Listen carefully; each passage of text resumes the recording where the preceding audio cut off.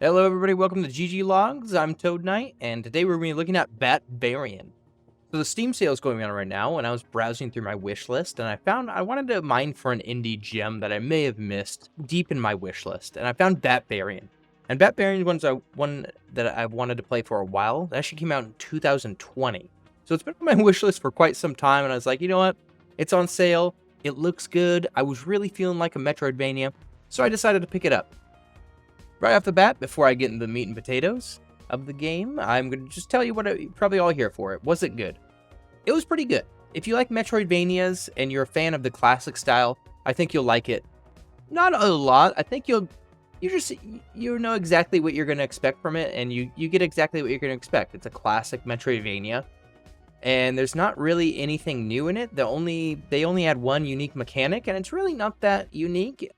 But I wasn't really looking for something unique with this. I wanted a classic Metroidvania, and it gave me exactly what I wanted.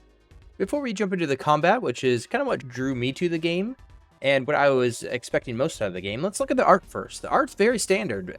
They went for the retro style, and I think they nailed it. I don't think it's especially amazing. I don't think it's especially bad. I think it's just, you wanted a retro style, and you got a retro style from it. I think if you look at the screenshots, you pretty much know the full art and the whole direction they went through the whole game, and I like that about it. Again, that is what I was looking for when I was looking through my backlogs. I was looking for a classic Metroidvania, and the art really succeeded there. It looks like a classic Metroidvania, and honestly, it plays like a classic Metroidvania. Now let's talk about the combat. And honestly, combat, story, and like map exploration and boss fights are why I play Metroidvanias. And the combat is important to me. Now, with Metroidvanias, there's sometimes I'm looking for advanced combat, other times I'm looking for classic combat, and this one fulfills the role of the classic combat. And what I mean by that, it's simple, and the boss fights complement the platforming and the simple actions.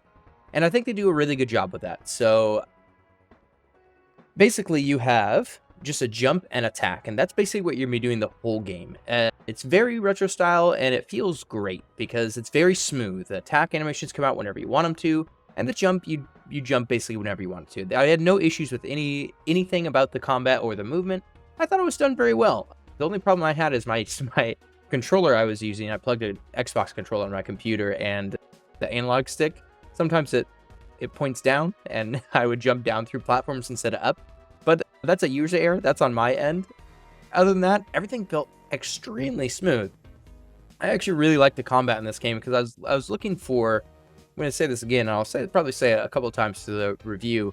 I was looking for a classic Metroidvania, and it gave it to me. I only wanted a jump and attack. Honestly, they added a bat into the game, and it does go with combat. We'll get in that a little bit later, but for the bulk of the combat, it's just jumping and attacking, and your attack range is fairly far. It's kind of like medium distance. It's not really far.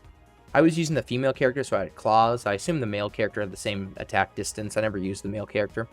But it was like medium distance. It wasn't too short like a dagger range, but it wasn't like super long, like a really long broadsword. It was just, I feel like it was perfect distance for the enemies. I feel like I could space appropriately, and there's no annoyances with getting too close to an enemy and getting hit on accident. It was actually flawless combat if you're looking for classic Metroidvania combat. There's no projectiles in the game, or I guess there was. It was a rock, but it didn't do damage to enemies.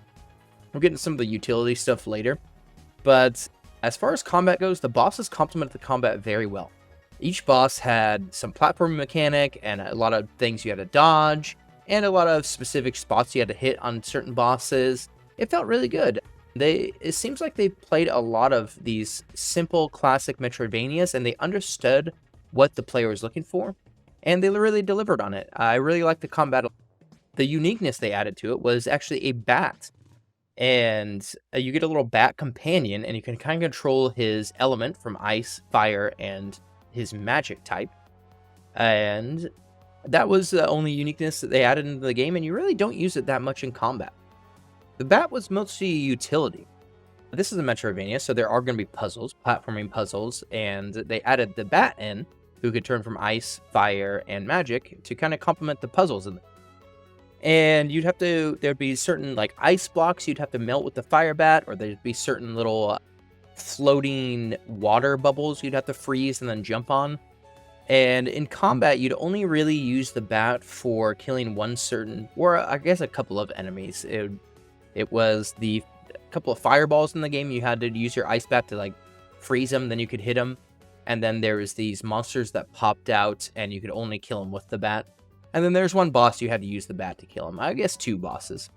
You had to use the bat.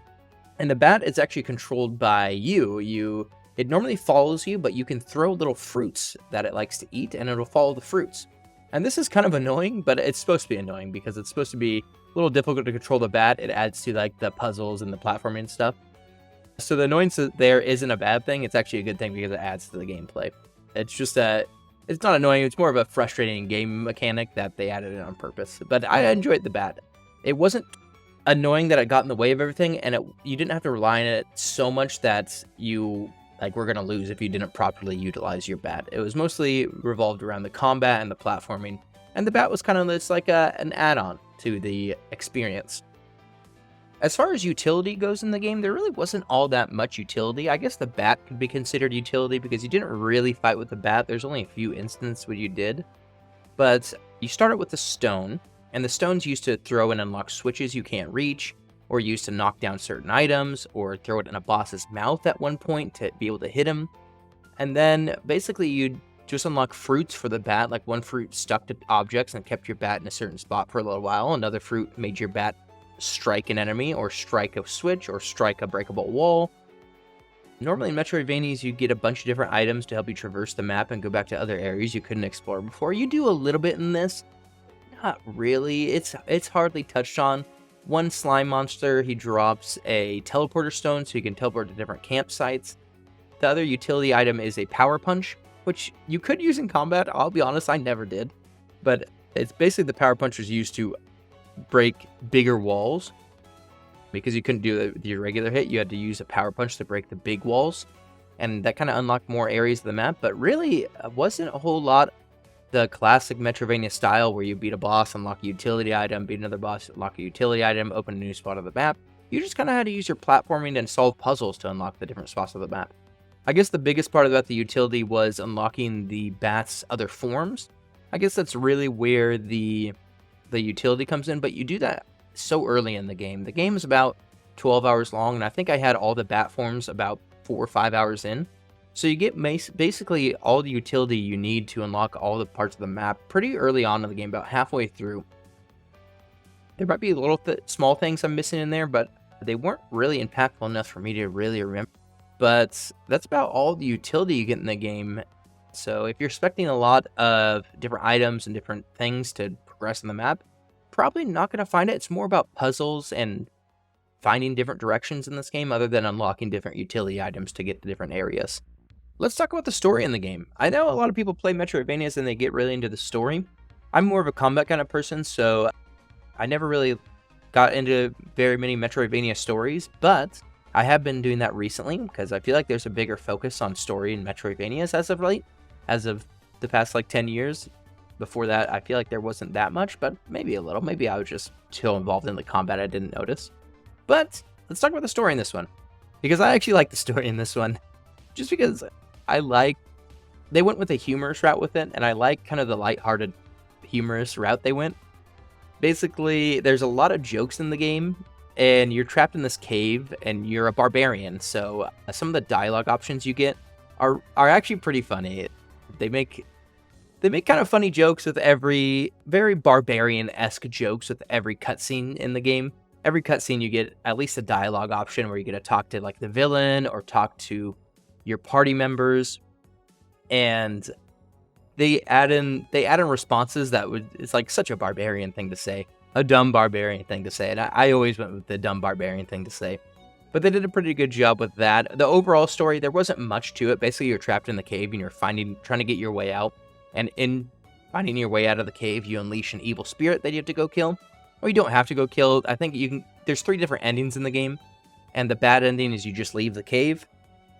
And then the ending B is where you get... Ending C is where you leave the cave. Ending B is where you defeat the spirit. And I never got ending A. I actually didn't know how. I feel like I did everything in the game. I didn't collect like everything in the game, like 100% it. But that might be how you get the good ending. You have to Google that. Probably a quick Google search will tell you how to do that, or you just do what I did, where you complete the endings and then you can look up the ending you didn't get later. But I'm glad they included different endings in the game, and I'm glad they gave a reward to people who 100%ed it, other than the glorious Steam ribbon, which in itself is a reward enough, if you know what I'm saying. Achievement hunters out there, I love seeing that little ribbon. But the overall story really didn't have that deep of a story. You're just a barbarian in a cave trying to get out. And this reminds me and my friend do one-shot D&D adventures. Like, we'll just come up with a quick story late at night and spend a couple hours having a D&D adventure with each other. And it reminded me of that. It's like a one-shot, you're a barbarian, trapped in the cave, you try to get out, and wacky things happen along the way. Now, you do find party members in the... There's about 3 of them, and each of them have fun dialogue that can kind of... There's a wizard, a thief, and a dragon warrior. And a little hint, don't kill a dragon warrior when you fight him, you'll get him on your team later. Spoilers, but I saved you, because that guy's kind of cool. And I killed him, and I didn't get him on my team until the end. But they actually play really well off your barbarian character, because they're more serious, and you're more, you're a barbarian. So the dialogue option between you and the party members is actually pretty funny. Overall story, I would say, kind of mid. It's like a one-shot D&D adventure. But dialogue between characters, I loved it. They understood dialogue, they understood why serious characters play off goofier characters well, and I think they did a good job with it. My overall rating of the game, let's see. I think it's just a solid 7.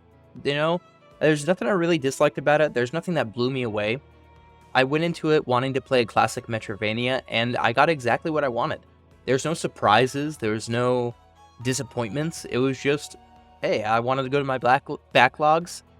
A Metroidvania was on sale that looked like a classic, old-timey Metroidvania, and it delivered. There's nothing really more to say. I like the one-shot-esque kind of story. I feel like the story fits really well if you're looking for a game to play in a quick 10-hour sitting, or like 2 5-hour sittings, because it's just a quick adventure where you're barbarian stuck in a cave and crazy things happen. And you get the classic Metroidvania gameplay, the classic Metroidvania puzzles, and it just feels great. I'd say yes, 7 out of 10. Nothing too spectacular about it, but nothing wrong with it.